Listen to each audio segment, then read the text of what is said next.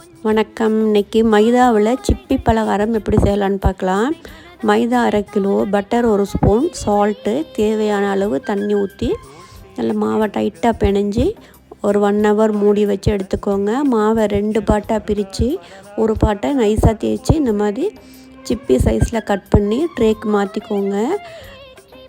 அடுப்பில் கடாய் வச்சு ஆயில் போட்டு ஆயில் சூடானது நம்ம கட் பண்ணி வச்ச பீஸ் எல்லாம் பொன்னிறமாக வறுத்து ஒரு பாத்திரத்துக்கு மாற்றிக்கோங்க. ஸ்வீட் பண்ண போகிறோம். அதுக்கு 1.5 கப் சர்க்கரை, 1 கப் தண்ணி விட்டு கம்பி பதத்துக்கு சர்க்கரை பாகு காய்ச்சி அதில் ஆட் பண்ணி நல்லா குலுக்கி விட்டுருங்க.